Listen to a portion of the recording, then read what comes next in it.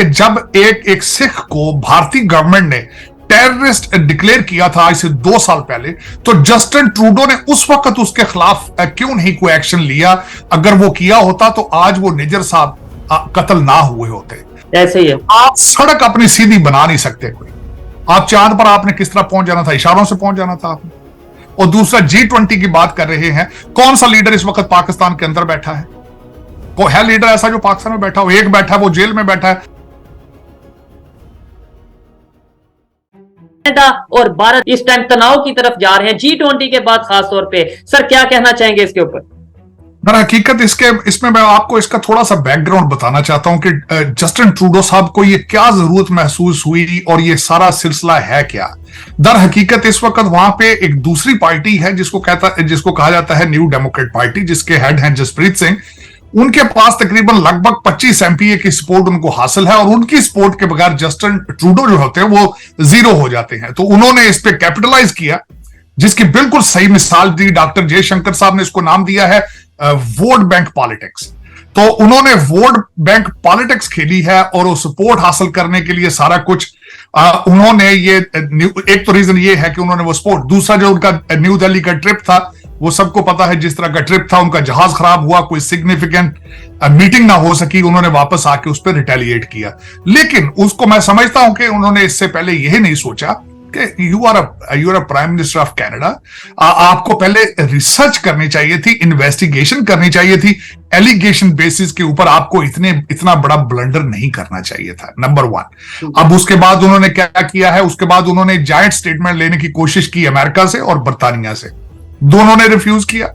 जब अमेरिका ने कहा है कि आप पहले अपनी योर इन्वेस्टिगेशन योर स्टेटमेंट, आप पहले इन्वेस्टिगेशन करें, उसके बाद उससे डील करें।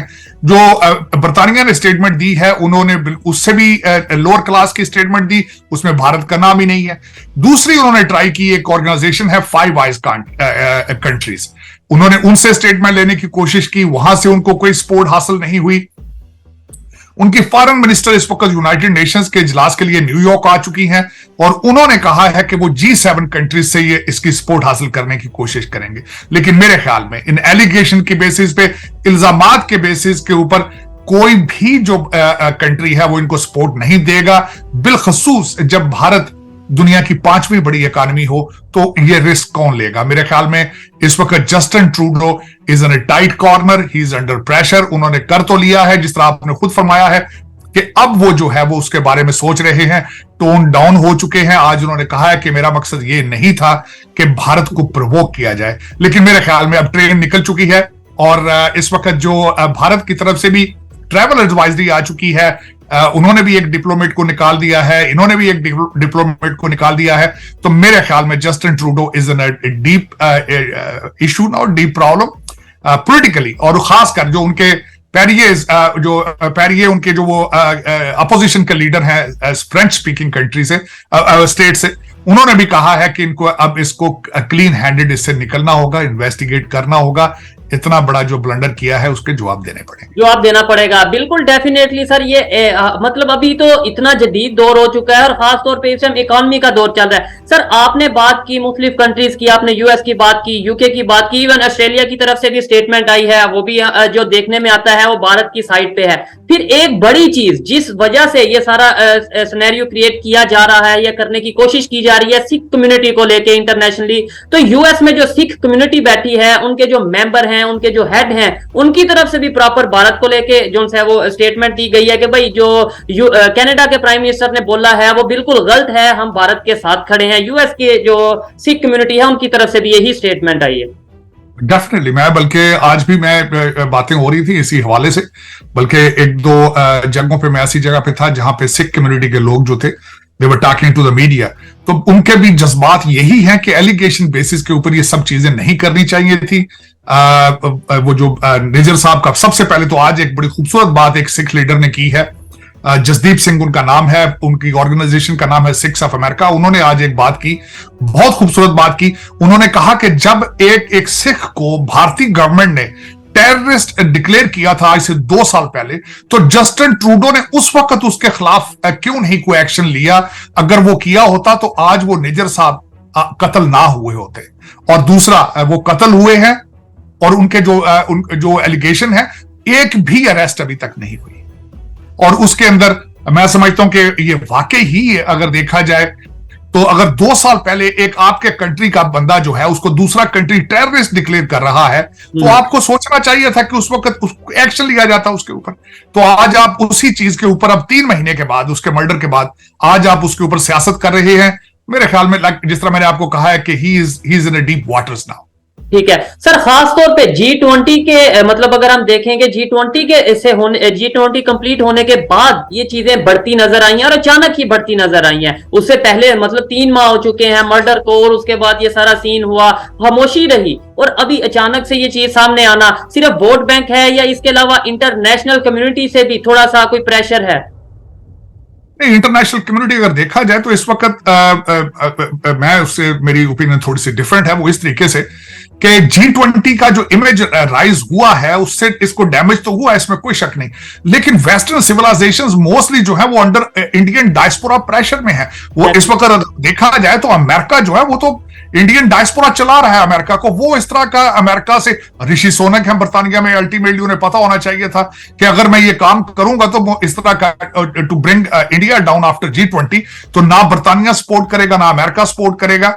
तो मेरे ख्याल में ये वो नहीं है, ये वही है कि अपनी इंटरनल इनकी पॉपुलैरिटी कम हो रही थी, इनको आगे इलेक्शन इनको नजर आ रहा था कि नहीं जीत पाएंगे, और वो जो 25 वोट जो है वो मिस्टर जसप्रीत सिंह की पार्टी के, वो पक्के करने के लिए मेरे ख्याल में जस्टिन ट्रूडो साहब ने इतना बड़ा रिस्क लिया है। वैसे भी अभी रिसेंटली उनकी डाइवोर्स हुई है, इमोशंस भी हो सकते हैं, मायूसियां भी हो सकती हैं, और उसका फिर उन्होंने यही, और फिर जब खासकर जहाज खराब हो जाए आपका किसी ऐसे फॉरेन सॉइल पर और आपको कोई घास ना डाले और आपके हालात ये हो जाए, तो फिर आप इस तरह के ब्लंडर कर सकते हैं। ऐसी कोई बड़ी बात नहीं, और मेरा ये ब्लंडर है, मैं समझता हूं कि बहुत बड़ा ब्लंडर किया है उन्होंने, और उसका रिजल्ट निकलेगा, आप देखेंगे कि he will lose the popularity in his own country. ठीक है सर, ये हमने इंटरनेशनल पॉलिटिक्स जो इस टाइम चल रही है उसके ऊपर थोड़ी सी कवर किया, उसके ऊपर आपकी ओपिनियन ली। अभी इंडिया पाकिस्तान के ऊपर हम ज्यादा बात करते हैं, और अभी जो सा जलील अब्बास साहब की तरफ से स्टेटमेंट आई है कि हम हमेशा, यानी पाकिस्तान हमेशा चाहता है कि भारत के साथ अच्छे रिलेशन करे, लेकिन भारत की तरफ से पॉजिटिव रिस्पॉन्स नहीं आता। और यही अभी जो इंटरिम गवर्नमेंट के फॉरेन मिनिस्टर हैं, इनसे पहले जो गवर्नमेंट के फॉरेन मिनिस्टर थे बिलावल भुट्टो साहब, वो फॉरेन मिनिस्टर ये कहते थे, बुचर ऑफ गुजरात, वो फॉरेन मिनिस्टर ये कहते थे कि मतलब ललकारते थे, और अभी 3 माह बाद 4 माह बाद ऐसी स्टेटमेंट आना, क्या हमारी आंखें बंद हैं? क्या दुनिया की आंखें बंद हैं? क्या लोग सोए हैं कि जब भी कोई स्टेटमेंट दे और उसके ऊपर? नहीं, देखें, उसमें चोर साहब मैं समझता हूं कि सिर्फ वक्ती तौर पर एक ये डिप्लोमेटिक स्टेटमेंट है। आपने यूनाइटेड नेशंस में आना हो तो आप इस तरह की स्टेटमेंट देते हैं, आप जब भी IMF के सामने आपने पेश होना होता है आप इस तरह की स्टेटमेंट दे देते हैं। ये बातें स्टेटमेंटों से बहुत आगे जा चुकी है। उसकी वजह ये है कि मैंने हमेशा अर्ज किया है कि आपने भारत के एतमाद को परमानेंट बेसिस पे विन करने की कोशिश ही नहीं की, और कभी नहीं की। मैं उसकी मिसाल ये देना चाहता हूं, भारत को आपने पीस का मैसेज भेजा है, साथ ही मिसाल मलिक को अपनी कैबिनेट में ले लिया है, तो वो क्यों बात करेंगे आपसे? दूसरा पॉइंट ये मैं देना चाहूंगा, आपको भारत की जरूरत है, भारत को आपकी जरूरत नहीं है भाईजान। आप वो तरक्कियों की नई बुलंदियों को टच कर रहे हैं, आप पस्तियों की नई डेप्थ को टच कर रहे हैं, तो आपकी मजबूरी है उनके साथ रिलेशनशिप करना, और वो भी आप वक्ती तौर पर करते हैं अपने वक्ती फायदे के लिए। तो इसको डिप्लोमेसी नहीं कहा जा सकता, इसके ऊपर यकीन नहीं किया जा सकता कि आपकी नीयत क्या है। दर हकीकत आपको मैं हमेशा यह कहता हूं, आपको इससे आगे बढ़कर स्टेप लेने पड़ेंगे और परमानेंट बेसिस पर इस पे लेने चाहिए। दोस्तों, मोदी सरकार का एक फैसला और उसके बाद आर्थिक कमर कनाडा की टूट जाएगी। भारत के हाथ में इस वक्त कनाडा की नब्ज है। जिस तरह से भारत और कनाडा के बीच रिश्तों में तनाव बना हुआ है, इस बीच भारत अपने मात्र छात्रों के दम पर ही कनाडा की आर्थिक कमर तोड़ने की हिम्मत रखता है। खालिस्तान के समर्थन को लेकर प्रधानमंत्री जस्टिन ट्रूडो की जमकर दुनिया भर में आलोचना हो रही है। इस बीच तमाम तरह के एक्शन और रिएक्शन का दौर चल रहा है। कनाडा में कार्यवाही से भारतीय छात्र समुदाय और उनके पेरेंट्स के बीच चिंता का दौर है। इन सारी बातों के बीच भारत के हाथ में कनाडा का वो कमज़ोर नब्ज है जिस पर चोट उसके लिए बहुत ही मुश्किल खड़ी कर देगी। कनाडा की ये कमजोरी है उसकी इकोनॉमी का अंतर्राष्ट्रीय छात्रों पर निर्भर होना। इसमें भी भारतीय छात्रों की संख्या अच्छी खासी है और वहीं पर भारत को भी अंदाजा है और भारत को भी लगता है कि अगर हालात खराब हुए तो कनाडा के मामले में वो कड़ा कदम उठा सकता है और उसको उठाना भी पड़ेगा, और जिसके बाद कनाडा की सांसें भी बंद हो जाएंगी। और ऐसे में अगर यहाँ से छात्रों के कनाडा जाने पर प्रतिबंध लगेगा तो कनाडा की ऐसी प्राइवेट यूनिवर्सिटीज जिन्हें सरकार से मदद नहीं मिलती खत्म हो जाएंगी।